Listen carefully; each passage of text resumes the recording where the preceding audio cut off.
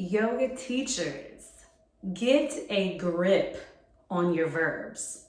What I'm saying is stop using any tense of verbs, ing, past tense, future tense of verbs. Use the verbs that people can feel right now in the present moment. When I choose my words, I can make that part of my yoga teacher practice. That changed the game for me. I finally felt like things that I said to my students were heard. I could see them moving as I guided them in the poses, and they were exactly aware. They were sure, they were certain that I was telling them to act, to move, to bend, to stretch right now, as opposed to if I do it or if I don't do it. In this video, I'm going to tell you how to get a grip on your verbs, how to use your words as a part of your practice.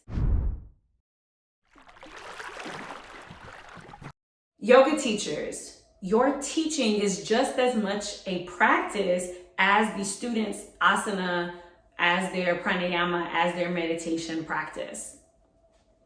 If you are a future yoga teacher, a current yoga teacher, or a yogi thinking about becoming a yoga teacher, subscribe to this video and click the notifications so that you get more tips from me about how to master your mindset in yoga teaching. This is the Mastermind.Yoga channel. Yeah. All right, so we started off with the problem. The problem is that you are using past tense verbs, future tense verbs, you're using ing, so gerunds, and you're saying reaching your hand to the left window, lengthening your spine to the sky, or folding, or you will fold in towards your legs, you will step to the top of your mat, coming up to the top of your mat. Like, that's confusing as fuck. Let's get clarity in our speech so that when you guide poses, when you are speaking to your students, they can clearly grasp and clearly understand what you are saying. For example, a verb tense, a present verb tense in the right now, you'll take a verb. So let's say the verb is to reach. Reach your arm to the window. Reach your crown up towards the sky. Reach your chest towards the floor. You can use these active verbs in their present tense, and they are more powerful than any other tense. You will reach your arm to the sky. When am I going to reach my arm to the sky? Is it right now, or is it in this next second? Is it at the end of class?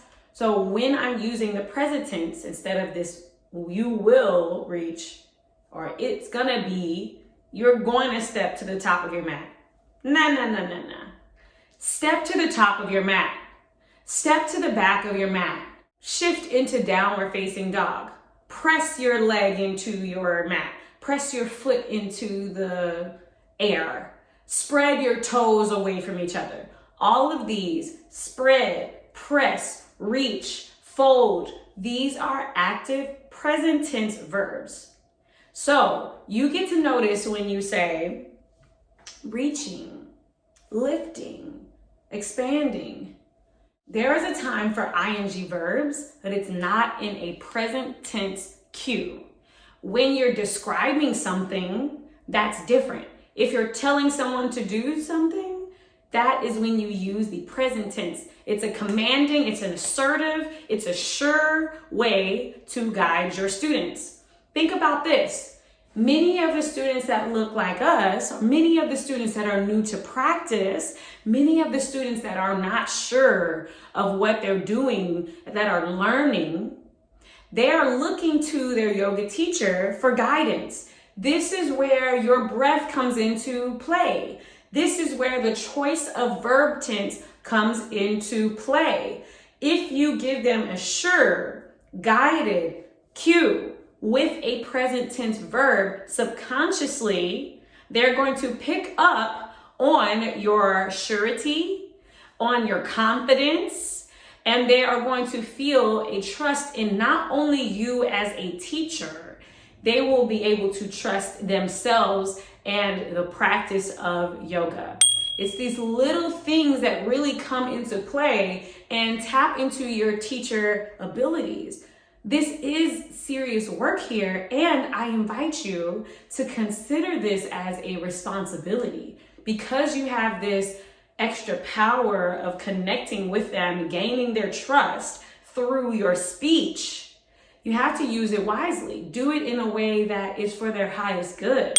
Give them and support them in a way that honors your values as a healer, that honors your values as a healer of self and a sharer of that message of self-healing.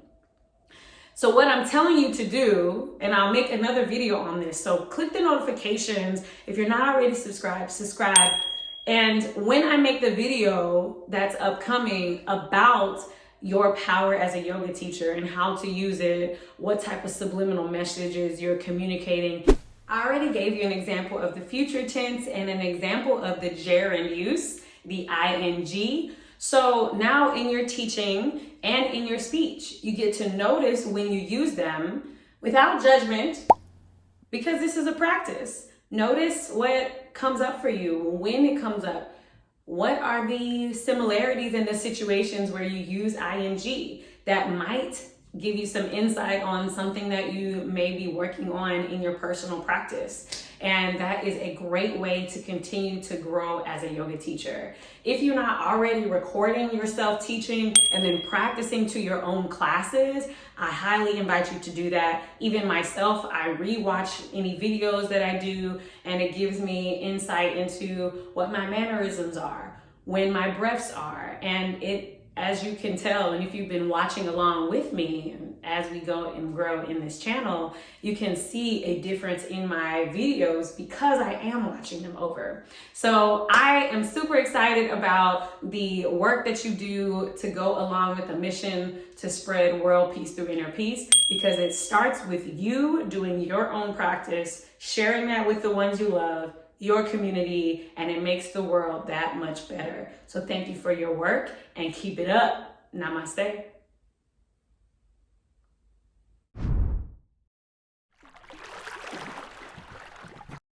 In 10 years from now, the people and the clients who you haven't even met yet, they need to hear your message. And that's what spreading world peace through inner peace is all about. So please do share this video with people who would benefit from it. And my name is Alicia. You can find me on Instagram at Afro Yoga. I look forward to seeing you in the next video.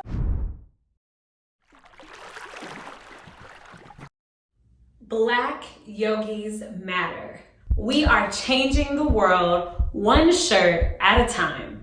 Be a part of the movement, a part of the revolution, and get your shirt in the description below.